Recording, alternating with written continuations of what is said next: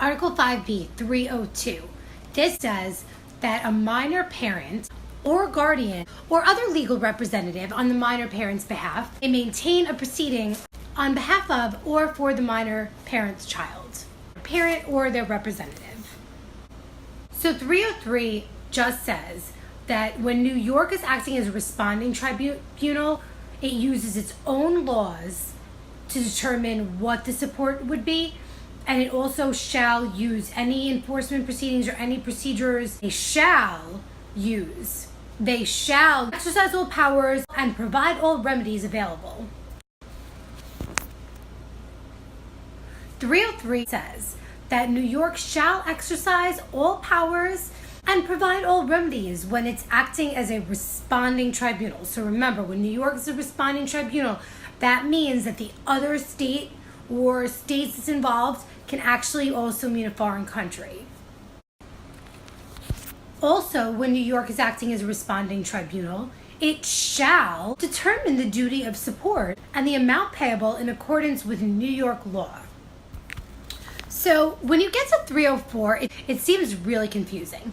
So what I think the explanation for that is that probably the federal sample statute had this section in it and New York just passed it, not realizing that this would kind of be confusing because it's talking about New York acting as an initiating tribunal for a foreign country.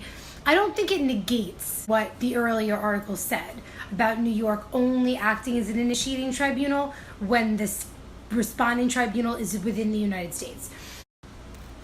But here we go. Upon the filing, and this is duties of initiating tribunal. Upon the filing of a petition authorized by this article, an initiating tribunal of this state shall forward the petition and its accompanying documents, 1, to the responding tribunal or support enforcement agency in the responding state, or 2, if identity of this tribunal is unknown, to the state information agency of the responding state with a request that they be forwarded to the appropriate tribunal and that receipt be acknowledged. B, if requested by the responding tribunal, a tribunal of the state shall issue a certificate or other document and make findings required by law of the responding state. If the responding tribunal is in a foreign country, upon request, the tribunal of the state shall specify the amount of support sought, convert that amount into the equivalent amount in the foreign currency under. If the responding tribunal is in a foreign country, New York shall specify the amount of support requested, convert the amount into foreign currency based on the applicable official or market exchange rate as publicly reported, and provide any other documents necessary to satisfy the requirements of the responding tribunal. So I'm just going to say that just in case who's ever making this test doesn't realize that New York already said in the beginning of the article that they don't act as an initiating tribunal when the responding tribunal is a foreign country. Okay, so next I come to 580-305, and this is duties and powers of responding tribunal.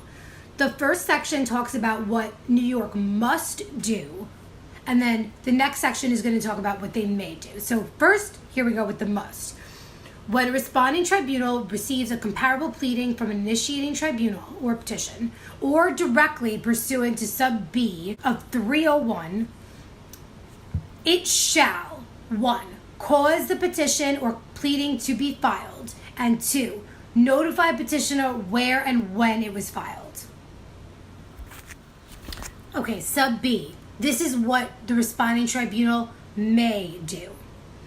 1, establish or enforce a support order, modify a support order, determine the controlling support order, or determine parentage. 2, order an obligor to comply with a support order, specifying the amount and manner of compliance. 3, order income withholding. 4, determine amount of arrearages and specify method of payment. 5, enforce orders by civil or criminal contempt or both. 6, set aside property for satisfaction of the order. 7, place liens and order execution on the obligor's property. 8, order an obligor to keep the tribunal informed of the obligor's current residential address, email address, phone number, employer, address of employer, and phone number and the place of employment. 9. Issue a warrant for an obligor who has failed after proper notice to appear at a hearing ordered by the tribunal and enter the warrant in any local or state computer systems for criminal warrants. 10. Order the obligor to get a job by specified methods. 11. Award reasonable attorney's fees and other fees and costs. 12. Grant any other available remedy. C. A responding tribunal of the state shall include in a support order or in the accompanying documents the calculations on which it's based. D. A responding tribunal may not condition the support order upon compliance with the visitation order. Okay, so that was very slow. So I'm going to quickly try to review that. So when the responding tribunal in New York gets a petition or comparable pleading, first it has to do these things. Cause the petition or pleading to be filed and notify petitioner where and when it was filed. So that's what they must do. Okay, so then what they may do. Establish, enforce, modify, determine controlling support order, determine parentage. Order the obligor to comply, specifying amount and manner of compliance. Income withholding order. Amount of arrearages, determine amount of arrearages, specify payment method. Set aside the property, enforce orders by civil or criminal contempt or both. Place liens or order execution on the property. Tell them they have to tell the court where is his residential email address and issue a warrant, put it in the warrant system. Order the obligor to get a job. Award any reasonable attorney's fees and costs. Order the obligor to notify them of their residential address, email address, phone number, employer, address of employment, and phone number at the place of employment. Grant any other available remedy. Now, it goes without saying that this section is subject to the rules about when New York can modify a support order. They may just be able to enforce it as the responding tribunal. So that's why it says, to the extent not prohibited by other law. A responding tribunal of this state may not condition the payment of a support order issued under this section upon compliance by a party with provisions for visitation. E. If a responding tribunal of this state issues an order under this article, the tribunal shall send a copy of the order to the petitioner, respondent, and to the initiating tribunal, if any. The reason it says if any is because remember, I could have gone to Oregon and filed directly in Oregon as long as they passed this law, which they did. I don't know why I can't read this. If requested to modify, enforce a judgment or support order or arrears stated in a foreign currency, a responding tribunal of this state shall convert the amount stated in the foreign currency to the equivalent amount in dollars under the applicable official or market exchange rate as publicly reported. Thank God, a short one. 306, inappropriate tribunal. If a petition or comparable pleading is received by an inappropriate tribunal of the state, the tribunal shall forward the pleading and accompanying documents to an appropriate tribunal of the state or another state and notify the petitioner where and when the pleading was sent. So basically, if, I work in Supreme, if I open up the mail one day and I see this petition in there, I'm not supposed to just be like, fuck this shit and throw it in the garbage or mail it back to the person or the other tribunal. I'm supposed to take that thing, send it to the family court, and then notify the petitioner or whoever sent me the pleading or petition where and when it was sent. So I've sent like a little notice saying, I sent this petition to Queens Family Court on April 7th, 2019.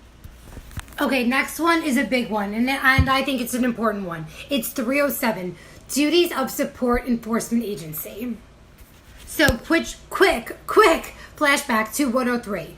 What is the support enforcement agency? So in New York, it's the Office of Temporary and Disability Assistance, which I abbreviate as the TDA, or it actually says that in the statute, /or, a social services district are the support enforcement agencies of this state.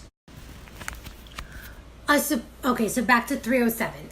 A support enforcement agency of this state, upon request, shall provide services to a petitioner in a proceeding under this article. So that's what it shall do. B, a support enforcement agency that's providing services shall, so here's another shall, and there's a list of 6 shalls here. Shall take all steps necessary to enable the family court, another state or foreign country, to obtain jurisdiction over the respondent. 2, request in a family court of New York to set a date, time, and place for a hearing. 3, make a reasonable effort to obtain all relevant information. 3, shall make a reasonable effort to obtain all relevant information, including information as to income and property of the parties. 4, within 10 days, exclusive of Saturday, Sunday, and legal holidays. So 4, within 10 business days after receipt of notice in a record from an initiating, responding, or registering tribunal, send a copy of the notice to the petitioner. 10 days, not including Saturday, Sunday, and holidays. So it says 10 business days because it's, So again, that's shall within 10 business days after receipt of notice in a record from an responding or registering tribunal, send a copy of notice to petitioner. 5, within 10 business days after receipt of communication in a record from the respondent or the respondent's attorney, send a copy of the communication to the petitioner. And 6, notify the petitioner if jurisdiction over the respondent cannot be obtained. D, a support enforcement agency of this state that requests registration and enforcement of a support order, judgment, or arrears stated in a foreign currency shall convert the amount into dollars. E, a support enforcement agency of this state shall issue or request a tribunal of New York to issue a child support order and an income withholding order that redirect payment of current support, arrears, and interest if requested to do so by another state support enforcement agency. F, this article does not create or negate a relationship of attorney and client or other fiduciary relationship between a support enforcement agency or the attorney for the agency and the individual being assisted by the agency. So that was the rest of 307. So bottom line, and the 2 10 business day rules. Those seem important because they're time rules. So within 10 business days after receipt of communication from the respondent's attorney or the respondent, or when they get the notice in a record, whatever that means, they have to send a copy of the notice to petitioner. So those are the 2 10-day rules. No fiduciary relationship. Determine whether which order is a controlling order, or request family court tell them which is. Okay, 308, duties of state officials. If the Attorney General, here's the Attorney General joining the party, determines that the support enforcement agency is neglecting or refusing to provide services to an individual, the Attorney General can either order the agency to do its damn job or may provide those services directly to the individual. B, the Commissioner of TDA may determine that a foreign country has established a reciprocal arrangement for child support with this state and take appropriate action for notification of the determination. So that is an interesting power that the Commissioner of the TDA has. 309, an individual may employ private counsel. 310, duties of state information agency. The TDA is a state information agency under this article. So the enforcement agency can be either social services or the TDA, but the information agency is the TDA, probably because they were only allowed to designate one. And it shall, and it has duties. Here are the duties. 1, maintain and compile and maintain a current list, including addresses of the tribunals, so all the family courts that have jurisdiction under this article, and any support enforcement agencies in this state, and transmit a copy to every other state. 2, maintain a register of names and addresses of tribunals and support enforcement agencies received from other states. 3, forward to the appropriate tribunal in the county, another long one, this is 311, pleadings and accompanying documents. So in a proceeding under this article, a petitioner must file a petition. And if they want to determine parentage under this article, modify or register a support order of a tribunal of another state or a foreign country, they must file a petition. Unless otherwise ordered pursuant to 312, the petition must provide, so far as known, name, residential address, and social security number of the obligor and the obligee, or the parent and alleged parent, the name, sex, and residential address, social security number, and date of birth for each child for whose benefit support is sought, or whose parentage is to be determined. Unless filed at the time of registration, petition must be accompanied by a copy of any support order known to have been issued by another tribunal. The petition may include other information that may assist in identifying or locating or identifying the respondent. B, the petition must specify the relief sought. The petition and accompanying documents must conform substantially with the requirements imposed by the forms mandated by federal law for use in cases filed by a support enforcement agency. So let me say that again a little bit slower. The petition must specify the relief sought. The accompanying documents and petition must conform substantially with the requirements imposed by the forms mandated by federal law for use in cases filed by a support enforcement agency. 312. Non-disclosure of information in exceptional circumstances. If a party alleges in an affidavit or a pleading under oath that the health, safety, or liberty of a party or child would be jeopardized by disclosure of specific identifying information, that information must be sealed and may not be disclosed to the other party or the public. After a hearing in which a tribunal takes into consideration the health, safety, or liberty of the party or child, the tribunal may order disclosure of information that the tribunal determines to be in the interest of justice. 313. Costs and fees. Petitioner may not be required to pay a filing fee or other costs. B. If an obligee prevails, a responding tribunal of New York may assess against an obligor reasonable attorney's fees, other costs, and filing fees, necessary travel, and other reasonable expenses incurred by the obligee and their witnesses. May not assess fees, costs, or expenses against the obligee or support enforcement agency of either the initiating or responding state or foreign country, except as provided by other law. Attorney's fees may be taxed as costs and may be ordered paid directly to the attorney, who may enforce the order in the attorney's own name. Payment of support owed to the obligee has priority over fees, costs, and expenses. C. The tribunal shall order payment of costs and reasonable attorney's fees if it determines the hearing was requested primarily for the purpose of delay. And basically it says that if the obligee wins, it's presumed to have been primarily requested for delay. 314. A. Participation by a petitioner in a proceeding under this article before a responding tribunal, whether in person, by private attorney, or through services provided by support enforcement agency, does not confer personal jurisdiction over the petitioner in another proceeding. Does not confer personal jurisdiction of the petitioner in another proceeding. B. A petitioner is not amenable to service of civil process while physically present in this state to participate in a proceeding under this article. C. Immunity granted does not extend to civil litigation based on acts unrelated to a proceeding committed by a party while physically present in the state to participate in the proceeding. So basically, like, if I go to, Oregon to get, like, my money from this asshole and I punch someone, then I think that they could, like, sue me for battery or whatever the equivalent statute is. Next is 315. Non-parentage as a defense. Somebody who's already been adjudicated as the father that's not a defense. Oh my God. 316 it's big.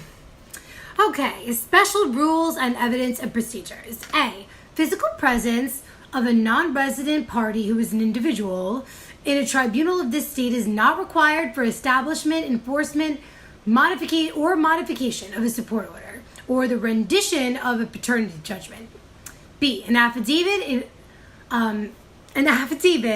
a document substantially complying with federally mandated forms or a document incorporated by reference in any of them, which would not be excluded under the hearsay rule if given in person, is admissible in evidence if given under penalty of perjury by a party or witness residing outside the state. C, a copy of the record of child support payments certified as a true copy of the original by the custodian of the record may be forwarded to a responding tribunal. The copy is evidence of facts asserted in it and is admissible to show whether payments were made.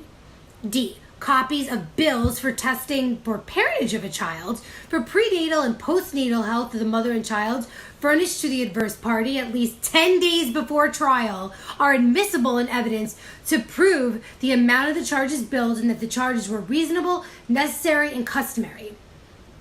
E, documentary evidence transmitted from outside the state to a tribunal of the state by telephone, telecopier, or other electronic means that do not provide an original original record may not be excluded on an objection based on the means of transmission. F, in a proceeding under this article, a tribunal of this state shall permit a party or witness residing outside the state to be deposed or testify under penalty of perjury by phone, audiovisual means, or other electronic means at a designated tribunal or other location. A tribunal of the state shall cooperate with other tribunals in designating an appropriate location for the deposition or testimony. G, if a party called to testify at a civil hearing refuses to answer on the grounds that it may be self-incriminating, the trier of fact may draw an adverse inference. H, a privilege against disclosure between spouses does not apply in this article. I, defense of immunity based on husband and wife relationship or parent and child does not apply under this article. J, a voluntary acknowledgement of paternity certified as a true copy is admissible to establish parentage. 317, communications between tribunals. Okay, so New York Family Court may talk to the Oregon Family Court in a record or by telephone. I don't really know what they mean by in a record, but whatever. Electronic mail or other means to obtain information concerning the laws, legal effect of a judgment, decree, or order of that tribunal and the status of a proceeding. A tribunal of this state may furnish similar information by similar means to a tribunal outside this state. Assistance with discovery. This is 318. A tribunal of the state may 1. Request a tribunal outside the state assist in obtaining discovery, and 2. Upon request, compel a person over which it has jurisdiction to respond to a discovery order issued by a tribunal outside the state. Ooh, damn it! And last but not least in this part is 319. Receipt and disbursement of payments.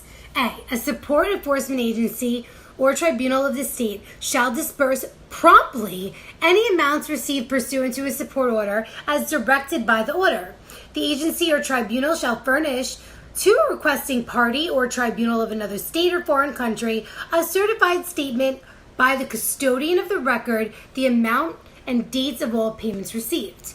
B, if neither obligor nor obligee who is an individual nor the child reside in this state, upon request from a support enforcement agency of this state or another state, a support enforcement agency or a tribunal of this state shall 1. Direct the payment be made to the agency in the state where the obligee is receiving services, and 2. Issue and send to the obligor's employer a conforming income withholding order or an administrative notice of change of payee reflecting the redirected payments.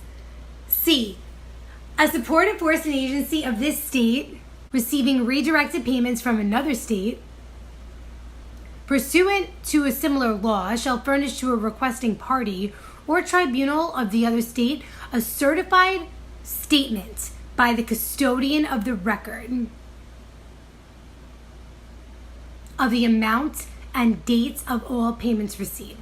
So a certified statement about the amounts and dates of all payments received. 401, establishment of support order. A, if a support order entitled to recognition under this article has not been issued, a responding tribunal of this state with personal jurisdiction over the parties may issue a support order if 1. The individual seeking the order resides outside New York, or 2. The support enforcement agency seeking the order is located outside New York. B. The tribunal may issue a TOS if the tribunal determines the order is appropriate and the individual ordered to pay is 1. Presumed father, 2. Petitioning to have paternity adjudicated, 3. Identified as father by DNA test, 4. Alleged father who declined to submit to the DNA test, 5. Shown by clear and convincing evidence as father, 6. Acknowledged father as provided by state law, 7. The mother of the child, or 8. An individual who has been ordered to pay child support in a previous proceeding and the order has not been reversed or vacated. C. Upon finding, after notice and opportunity to be heard, that an obligor owes a duty of support, the tribunal shall issue a support order directed to the obligor and may issue other orders pursuant to 305. A tribunal of this state authorized to determine parentage may serve as a responding tribunal in a proceeding to determine parentage of a child brought under this article or a substantially similar procedure.